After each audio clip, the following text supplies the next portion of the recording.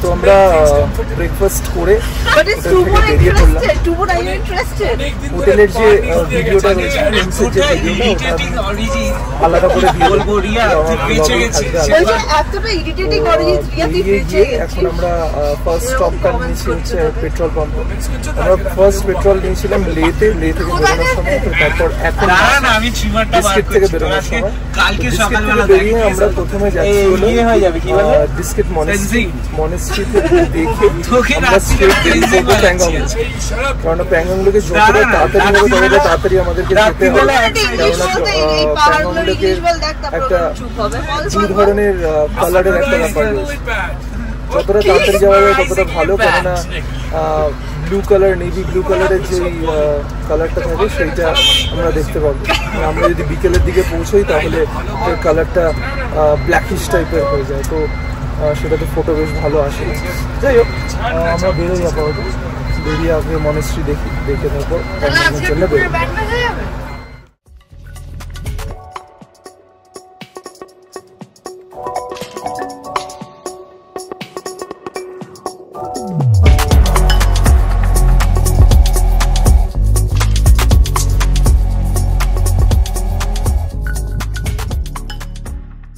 এখন চলে এলাম ডিস্ট্রিক্ট মনেস্ট্রিতে। 40 টাকা করে এন্ট্রি ফি লাগে পার হেড পার পারসন। তো আসার সময় দেখলাম যে 3 থেকে 4খানা BMW GS 1250। তো ওদেরকে জিজ্ঞেস করায় ওরা বললো যে ওরা তেলেঙ্গানা থেকে আসছে। ফুল ওরা রাইড করেনি, ওরা ইসুজুতে বাইক তুলে দিয়ে চণ্ডীগড়ে নামিয়ে একবারে চণ্ডীগড় থেকে বাইক রাইড করে আপাতত ডিস্ট্রিক্ট মনেস্ট্রি এসছে। এরপর কোথায় যাবে রুটটা ওদের তো সেটা জানা হয়নি। তো যাই হোক, আমাদের এই হলো ডিস্ট্রিক্ট মনেস্ট্রি, আপনারা দেখতে পাচ্ছেন। এবার এগোবো আমরা, উপর দিকে যাব। অনেক কটা সিঁড়ি আছে, ওগুলো ক্রস করতে হবে আমাদের। চলুন তাহলে এগিয়ে যাই। এই হলো তারা যারা তেলেঙ্গানা থেকে এসছে। এইগুলো হচ্ছে বাইক, এই বাইকে করে তারা বাইকগুলো নিয়ে এসছে। কেননা সবসময় তো ট্রেনে করে নিয়ে আসা যায় না। ট্রেনে করে নিয়ে আসতে গেলে অতটা গ্যারেন্টি থাকে না যে বাইকটা কোনো জায়গায় ঘষা খাবে কি খাবে না। প্রচুর দামি বাইক, 26-27 লাখসের বাইক এগুলো। ঠিক আছে, চলো তাহলে ওপরে যাই আমরা। ওদিকে যাওয়ার সিঁড়িটা রয়েছে, কিন্তু আমরা একটুখানি শর্টকাট প্রেফার করছি। তো আমরা এই সাইড দিয়ে যাচ্ছি। এই সাইড দিয়ে গেলে পরে অনেকটা কভার আপ হয়ে যাবে, এই পর্যন্ত কভার আপ হয়ে যাবে। তো অতটা আমাদেরকে আজ যেতে হবে না।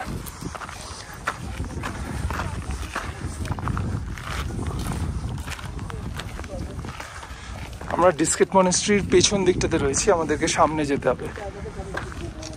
ভিউটা দেখুন কত সুন্দর।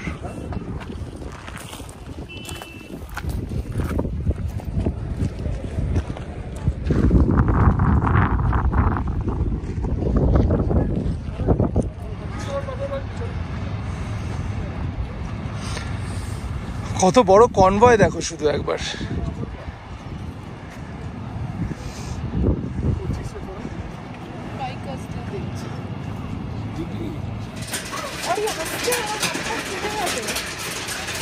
স্টার্টিংটা এখান দিয়ে করে পুরোটা ঘুরে আবার ওদিকে দাঁড়াতে হবে।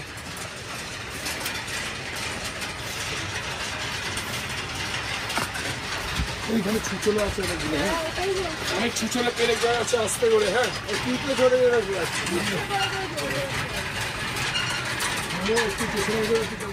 তো এইটা হচ্ছে একদম উপরের ভিউ, দেখতেই পাচ্ছেন। এটা হচ্ছে ডিস্ট্রিক্ট মনেস্ট্রির বুদ্ধা, গৌতম বুদ্ধা। অনেক উপরে আছে। যদি দেখেন আপনি,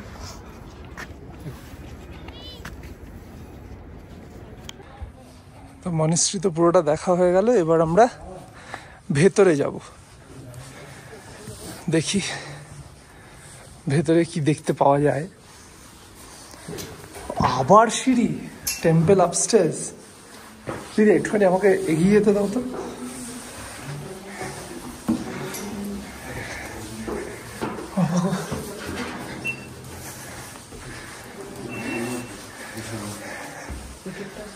সিঁড়ি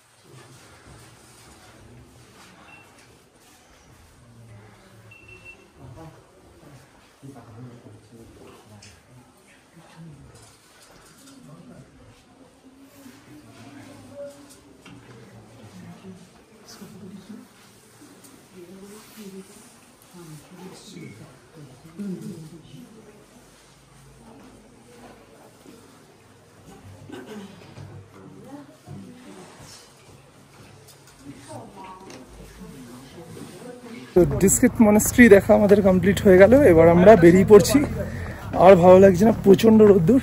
বেরিয়ে এবার আমরা প্যাংগংয়ের দিকে এগোবো। চলো দেখা হবে আবার প্যাংগংয়ে।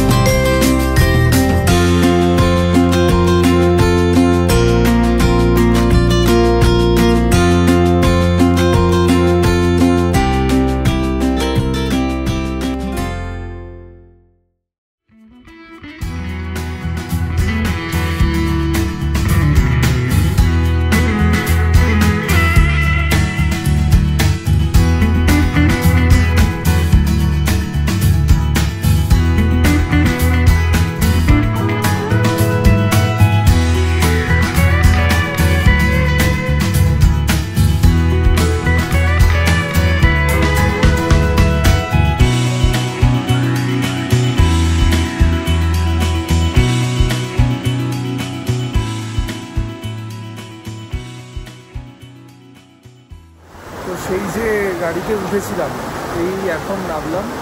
তার মাঝখানে টুকটাক টয়লেট করতে নেমেছিলাম, কিন্তু কিছু খাবার দাবার দোকান ছিল না। মানে পুরো ডেজার্টের মধ্যে দিয়ে যাওয়া আসা করছিলাম, মানে পুরো যাওয়াটাই ডেজার্টের মধ্যে দিয়ে গেছে। তো এখনও পর্যন্ত ডেজার্টই চলছিল। তো ডেজার্টের মাঝখানে মানে সারপ্রাইজিংলি দুটো দোকান পাওয়া গেছে এখানে। তো আমরা ভাবলাম যে একবারে লাঞ্চটা করে নিয়ে তারপর বেরোই, কারণ এখনও পর্যন্ত প্যাংগং এখান থেকে প্রায় 4 থেকে 6.5 ঘন্টার ডিস্টেন্স আছে। তো আমরা এটাকে শেষ করে মানে আমরা আমাদের লাঞ্চটাকে কমপ্লিট করে তারপর আমরা এখান থেকে একবারে বেরিয়ে যাবো, যাতে আমরা ফুল প্যাংগংটা কমপ্লিট করে নিতে পারি। নইলে অনেকটা দেরি হয়ে যাচ্ছে। প্যাংগং মনে হয় না আজকে আর রাতের বেলা দেখা যাবে। জানি না, পৌঁছাতে হয়তো 7টাও বেজে যেতে পারে। 7টার সময় এখানে আলো থাকে, কিন্তু তাও সকালের দিকে প্যাংগংয়ের যা ভিউ থাকে বিকেলের দিকে সেটা থাকে না, সেটা একটু আলাদা হয়ে যায়। তো ঠিক আছে, আমরা আপাতত একটু খাওয়া দাওয়াটা সেরে নিই, খেয়ে দিয়ে তারপর আবার বেরিয়ে পড়বো আমাদের প্যাংগং যাত্রা। এই হলো আমাদের হোটেল, এখানেই আমরা খাবো এখন।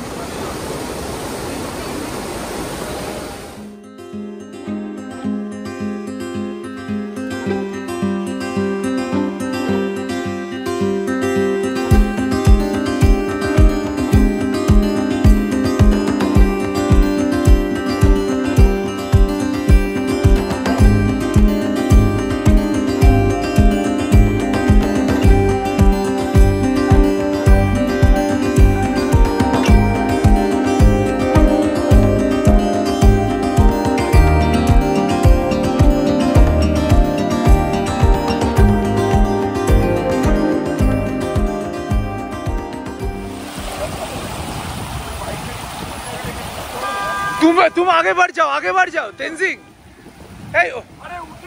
आगे बढ़ जाओ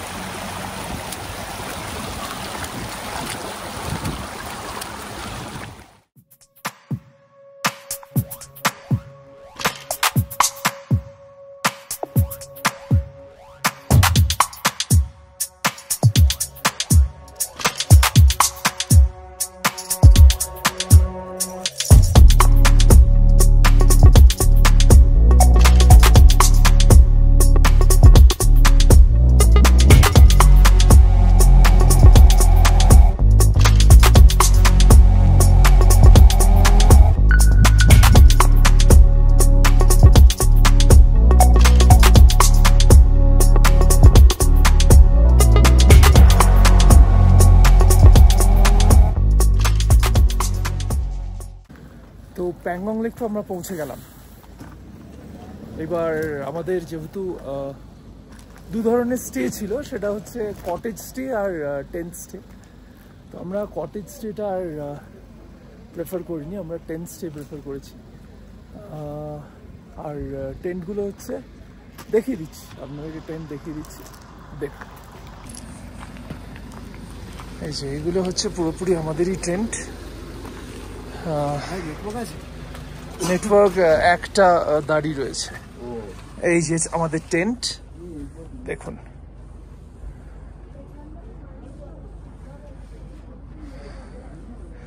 আমাদের টেন্ট। এইটা হলো ওয়াশরুমটা খুবই সুন্দর।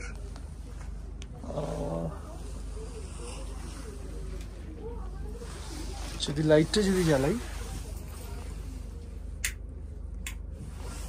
লাইট তো দেখতে পাচ্ছি না, ঠিক আছে অসুবিধা নেই।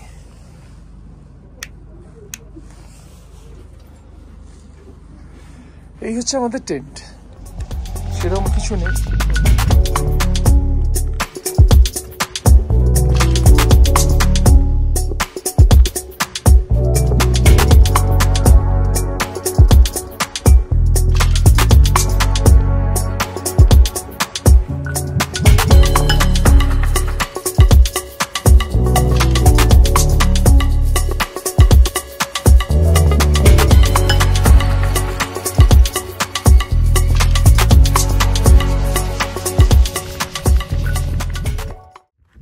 তো গুড মর্নিং ফ্রম প্যাংগং।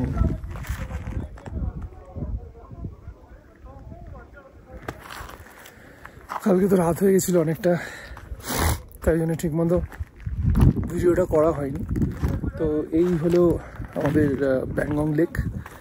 আমরা আবার 1 ঘন্টার মধ্যেই এখান থেকে বেরিয়ে যাব, কেননা আমাদের এখান থেকে আবার হানলে পৌঁছতে হবে। তো ওখানে আমাদের শুটিং স্টার দেখার ব্যাপার আছে একটা। তো তার আগে আমরা যাব লেকের কাছে যাব। তো যখন ওখানে পৌঁছব আপনাদেরকে পুরো লেকটা দেখাবো, লেকের কালার দেখাবো। অনেকটা উঁচুতে আছি আমরা, একটুখানি ব্রিদিং প্রবলেম হবে যারা একটু হেভি আছে। কোনো প্রবলেম হবে না, বিউটিফুল জায়গা, এত সুন্দর সিনারি, মানে এটা এসে চোখে না দেখলে পরে ভালো লাগবে না। চলো তাহলে যখন লেকের কাছে যাবো তখন আবার ফিরে আসছি।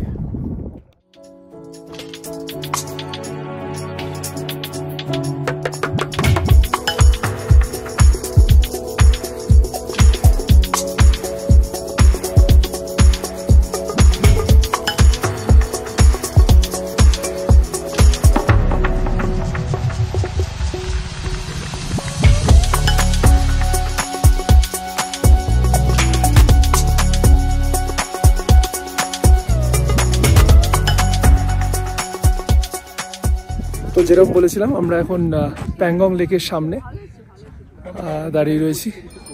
বিউটিফুল জায়গা, সুন্দর। দেখুন জলের রংটা দেখুন আপনারা। ওয়াও,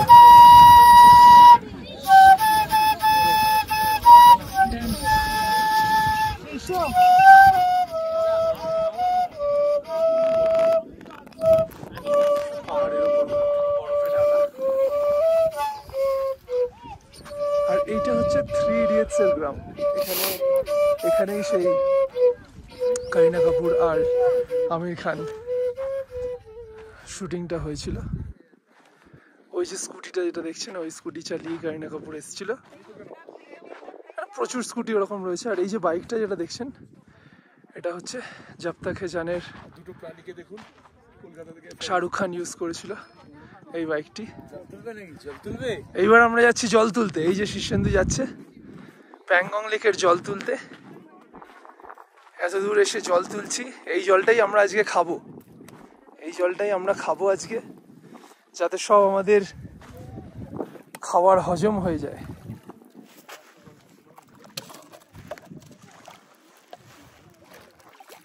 এইভাবে তুলবি জল? আর কিভাবে তুলবি? ডুবিয়ে তোল। ডুবিয়ে উঠছে না, ডুবিয়ে রাখ, চুবিয়ে রাখছে আগে। বেশিক্ষণ হাত ডুবিয়ে রাখা যাচ্ছে না।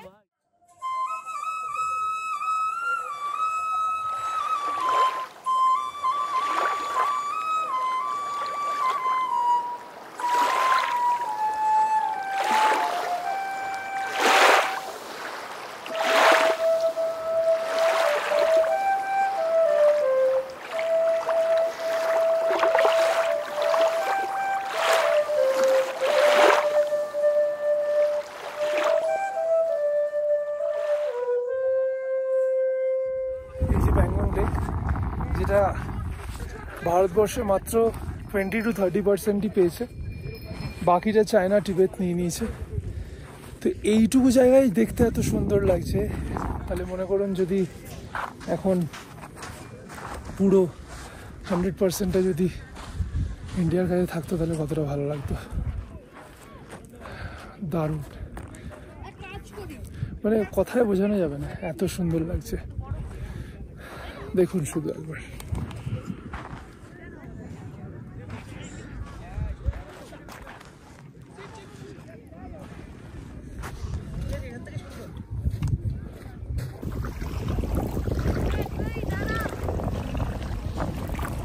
সেগুলো ভিডিওগুলো